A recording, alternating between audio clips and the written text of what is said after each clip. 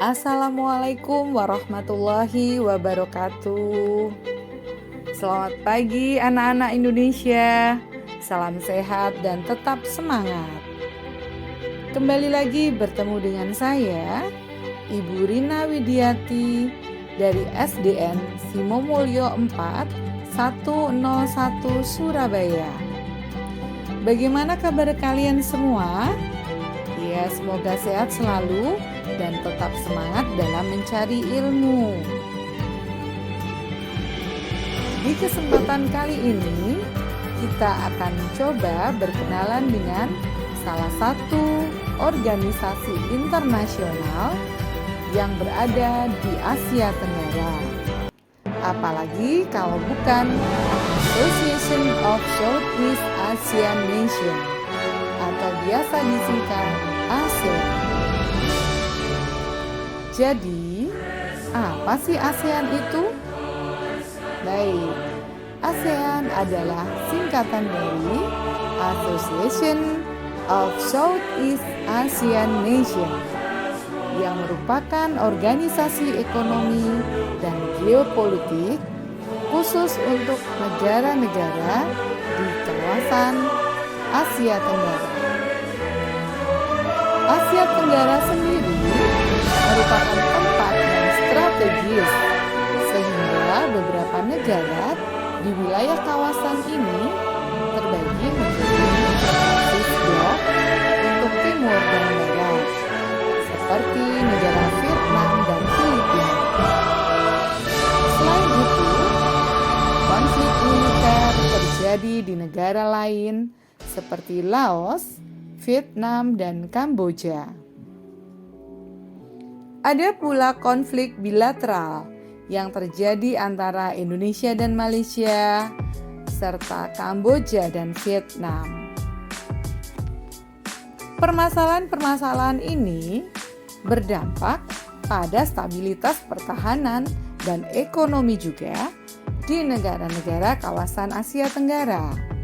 Nah, akhirnya beberapa pemimpin negara ini berinisiatif untuk menciptakan suasana aman dan damai di kawasan Asia Tenggara dengan dibentuknya ASEAN ini. Apa ya yang melatar belakangi terbentuknya ASEAN? Selain karena adanya konflik dan perselisihan, ada juga beberapa latar belakang atau faktor pendorong kerjasama antar negara ASEAN ini. Antara lain, yang pertama, memiliki nasib yang hampir sama.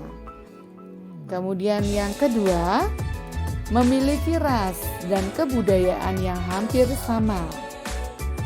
Ketiga, adanya persamaan letak geografis, yaitu sama-sama terletak di wilayah kawasan Asia Tenggara.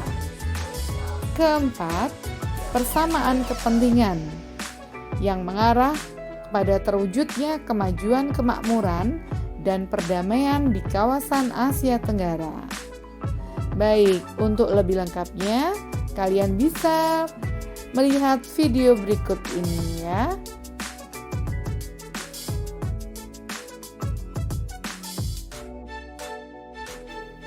Lalu, apakah organisasi ini hanya dibentuk oleh satu orang saja ya? Atau bagaimana? Nah, jawabannya yaitu ASEAN terbentuk dari pertemuan 5 menteri luar negeri, ada 5 ya, yang merupakan perwakilan dari negara-negara Asia Tenggara. Pertemuan ini dilakukan di Bangkok, yaitu di Thailand. Kapan ya? Ya, pada tanggal 5 sampai 8 Agustus tahun 1967.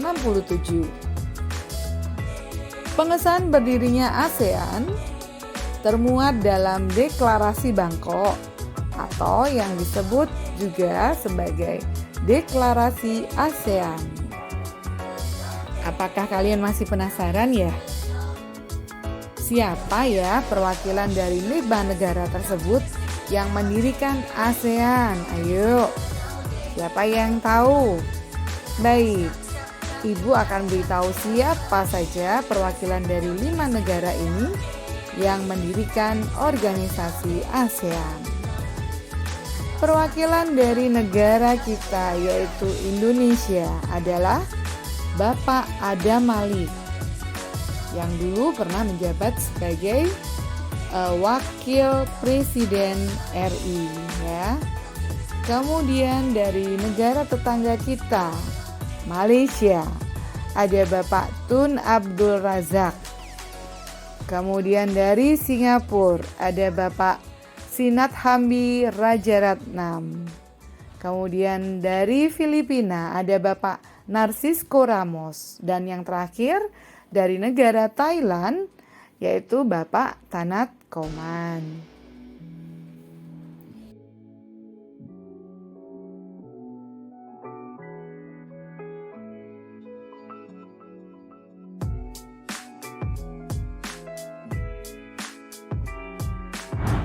Nah, didirikannya sebuah organisasi pasti kan memiliki tujuan ya. Nah, begitu juga dengan ASEAN. Beberapa tujuan didirikannya ASEAN yaitu yang pertama, mempercepat pertumbuhan ekonomi, kemajuan sosial, dan perkembangan kebudayaan di kawasan negara-negara Asia Tenggara. Kedua, meningkatkan perdamaian dan stabilitas di kawasan Asia Tenggara. Ketiga, bekerja sama untuk mendirikan industri dan memperluas perdagangan internasional. Keempat, meningkatkan kerjasama untuk kepentingan bersama dalam bidang ekonomi, sosial, budaya, teknik, ilmiah, dan administrasi. Kelima, memelihara kerjasama dengan organisasi regional dan internasional. Nah, pasti ada yang bertanya-tanya juga. Bu, apakah anggota dari negara ASEAN ini masih tetap 5 anggota saja ya? Kok waktu saya googling, anggotanya tidak 5 lagi, tidak 5 negara lagi. Bagaimana Bu? Nah, ya itu sudah benar sekali. Anggota ASEAN sekarang ini sudah bertambah semenjak awal didirikannya. Di awal pembentukannya, organisasi ini memang hanya terdiri dari 5 negara saja yang menjadi anggotanya. Namun, seiring berjalannya waktu, organisasi ini semakin menunjukkan nilai positif yang dimilikinya. Nah, negara-negara lain di Asia Tenggara akhirnya mulai tertarik untuk bergabung, sehingga sampai saat ini ternyata sudah ada 10 negara yang bergabung. Yang pertama, Indonesia. Pada tanggal 8 Agustus 1967. Begitu juga dengan Malaysia pada tanggal 8 Agustus 1967. Singapura juga 8 Agustus 1967. Dan mana tadi? Filipina, Thailand juga sama tanggal bergabungnya karena mereka adalah pendiri-pendiri ASEAN. Nah, untuk selengkapnya bisa disimak di bagian ini ya. Simak baik-baik.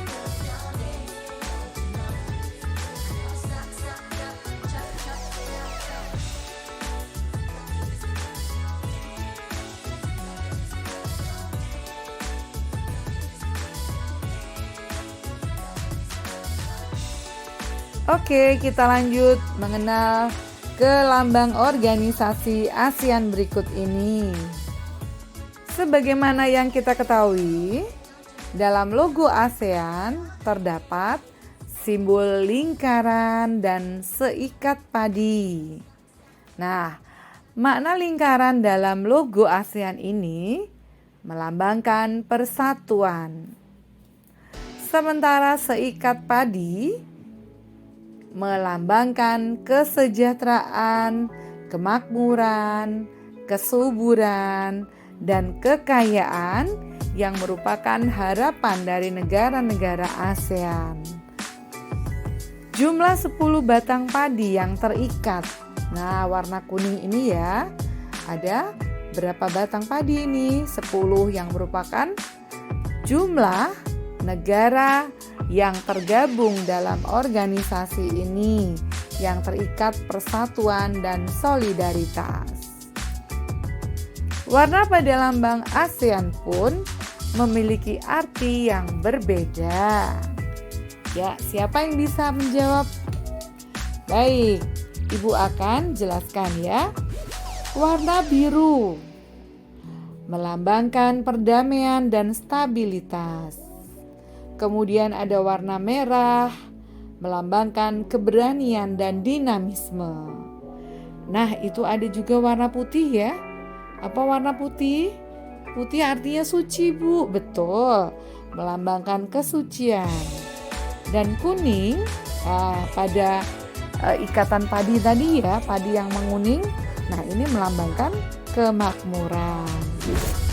Dalam sebuah organisasi, tentu mereka pasti memiliki landasan atau prinsip dalam bertindak untuk membuat sebuah keputusan. Banyak pihak yang bersangkutan sangat mempengaruhi hasil dari pembahasan tersebut. Maka dari itu, dalam hubungan satu dengan yang lainnya, negara anggota ASEAN telah mengadopsi prinsip-prinsip dasar yang tertuang dalam Treaty of Amity and Cooperation in Southeast Asia pada tahun 1976. Nah, prinsip-prinsip apa saja yang terdapat di dalamnya?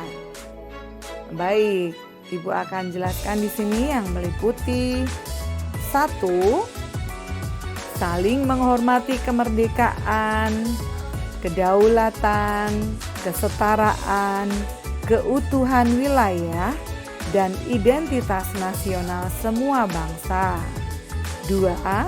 Hak setiap negara untuk memimpin eksistensi nasionalnya, bebas dari campur tangan eksternal, subversi, atau paksaan. 3. Non campur tangan dalam urusan internal satu sama lain. 4. Penyelesaian perbedaan atau perselisihan dengan cara damai. 5. Penolakan ancaman atau penggunaan kekerasan. 6.